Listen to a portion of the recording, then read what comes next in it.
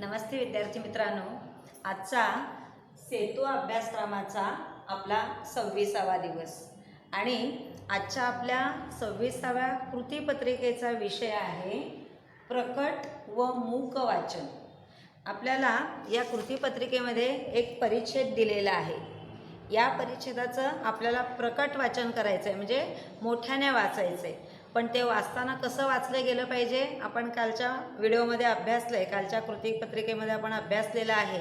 आपलं वाचन जे आहे ते अर्थपूर्ण, भावपूर्ण आणि समजपूर्वक असं वाचन असलं पाहिजे, म्हणजे मग आपल्याला त्या परिच्छेदात काय दिले ते पटकन आकलन होतं, त्याचं ते पटकन समजतं।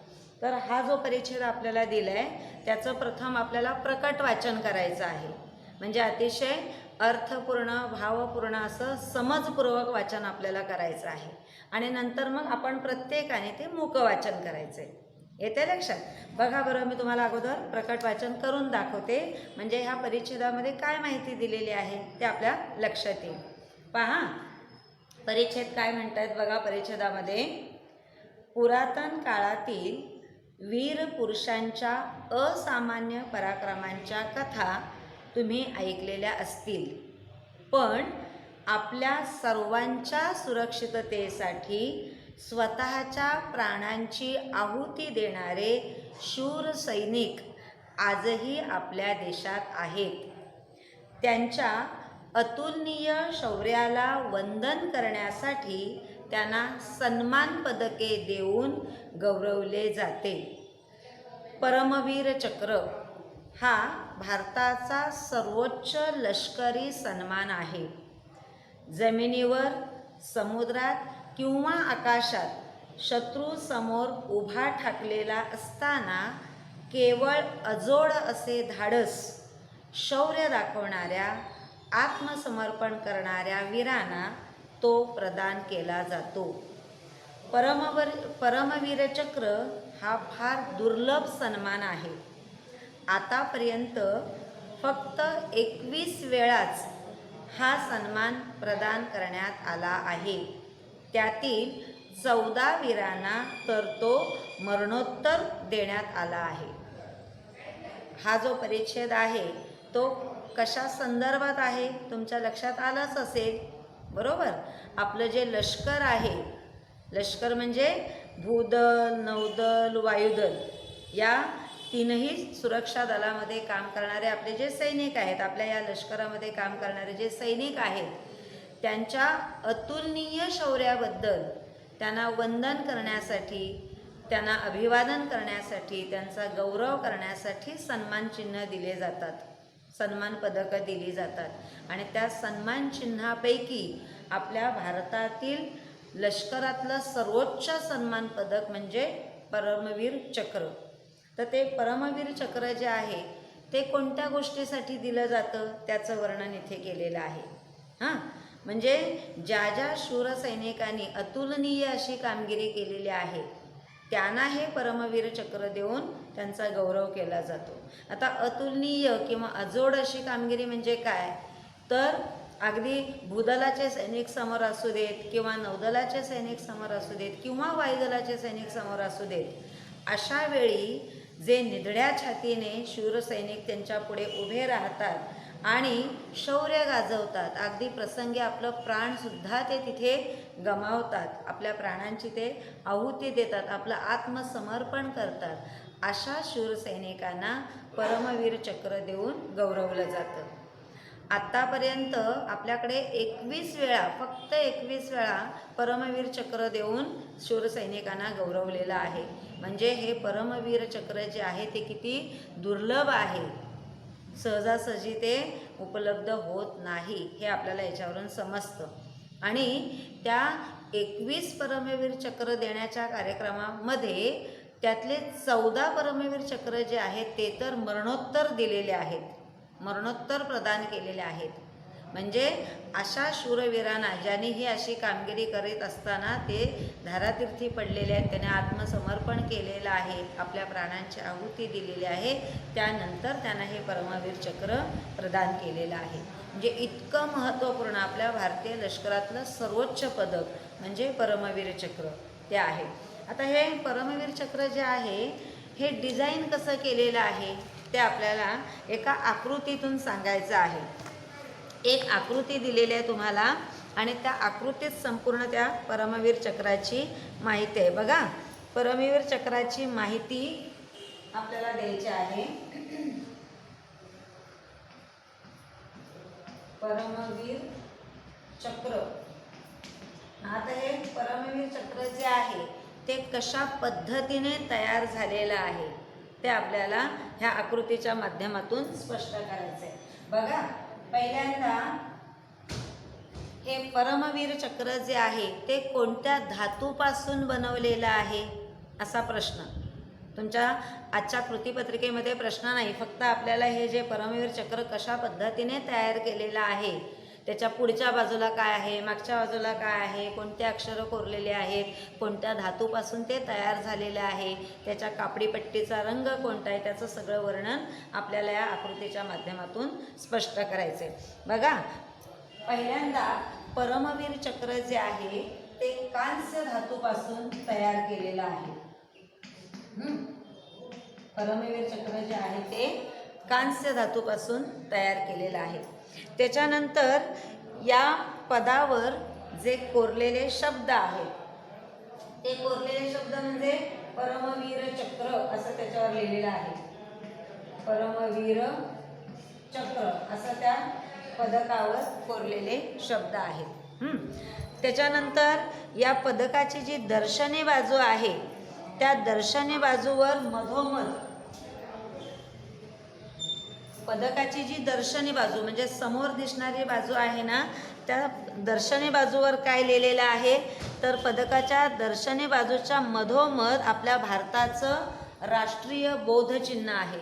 मग आपलं राष्ट्रीय बोधचिन्ह म्हणजे काय रे, आपली राजमुद्रा आहे. आपल्या भारताचं राष्ट्रीय बोधचिन्ह म्हणजे आपली राजमुद्रा आहे. राजमुद्रा म्हणजे 4 तोंडाचा सिंह हे आपली राजमुद्रा आहे ना.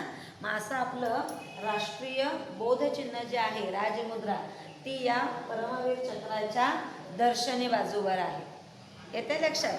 त्याच्यानंतर त्याच्यावर भाषा कोणती आहे आणि पुष्प कोणतं दिलेलं आहे तर या परमचक्रावरची जी भाषा आहे ती इंग्रजी आणि हिंदी भाषा, इंग्रजी व हिंदी ही भाषा आहे आणि कमलपुष्प आहे. 2 कमलपुष्प आहेत आणि इंग्रजी आणि हिंदी भाषेतून त्याच्यावर ते परमवीर चक्र म्हणून असं लिहिलेलं आहे. त्याच्यानंतर पुढे त्याने विचारलेलं आहे कापडी पट्टीचा रंग कोणता आहे. त्या परमवीर चक्राची जी खाली कापडी पट्टी आहे त्याचा रंग कोणता आहे तर त्या कापडी पट्टीचा जो रंग आहे तो गडद जांभळा रंग आहे. गडद जांभळी पट्टी ही कापडी पट्टी आहे. गडद जांभळी पट्टी असलेली ही कापडी पट्टी आहे. त्याच्यानंतर पुढे त्याने विचारलंय पदकाची मागची बाजू जी आहे त्याच्यावर काय लिहिलेलं आहे. मागच्या बाजूला त्याने काय लिहिलेलं आहे. आता मागची बाजू जी आहे त्या मागच्या बाजूवर इंग्रजी आणि हिंदी भाषा आहे आणि कमलपुष्प आहे. तुमच्या पान नंबर 59 वर तसं त्याने म्हटलेलं आहे बघा. पदकाच्या मागच्या बाजूला परमवीर चक्र हे इंग्रजी भाषेत लिहिलेलं आहे. इथे मागची बाजू जी आहे पुढच्या बाजूला ही जी पदावरचे शब्द कोरलेले आहेत ते परमवीर चक्र आणि मागच्या बाजूला पुढच्या बाजूला जे आहे ती राजमुद्रा आहे आणि मागच्या बाजूला जे आहे ते असं परमवीर चक्र असं लिहिलेलं आहे. परमवीर चक्र म्हणजे एकूण जर त्या सन्मान पदकाचं आपण डिझाईन लक्षात घेतलं तर असं आपल्या लक्षात येईल बघा. हे जे पदक आहे ते अतिशय साधं आहे, दिसायला अतिशय साधं आहे. कांस्य धातूपासून ते तयार केलेलं आहे आणि एका दांडीवरून ते सहज असं फिरेल इतकं साधं सोपं असं ते पदक आहे. त्याच्या खाली जांभळ्या रंगाची गडद जांभळ्या रंगाची कापडी पट्टी आहे. त्यानंतर त्या पदकाच्या समोरच्या बाजूवर आपली राजमुद्रा आहे, पाठीमागच्या बाजूवर परमचक्र असं कोरलेलं आहे, दोन्हीकडे 2 कमल पुष्प आहेत. येत आहे लक्षात? तर अशा पद्धतीचं हे परमवीर चक्र आहे.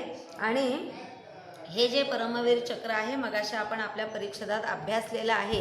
ज्याने अतुलनीय अशी कामगिरी केलेली आहे, ज्याने अजोड असं शौर्य गाजवलेलं आहे, ज्यांनी अगदी भूदल, वायुदल आणि नौदल हे तीनही शत्रू समोर उभे ठाकलेले असताना सुद्धा त्यांना टक्कर दिलेली आहे, तिथे अजोड असं शौर्य गाजवलेलं आहे, प्रसंगी आपल्या प्राणांचं बलिदान केलेलं आहे.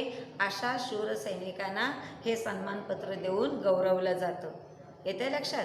आणि हे आपल्या भारतातलं लष्करी जी पदकं देतात, लष्करी सन्मान जो केला जातो त्यातलं सर्वोच्च असा हा सन्मान देणारं हे पदक आहे.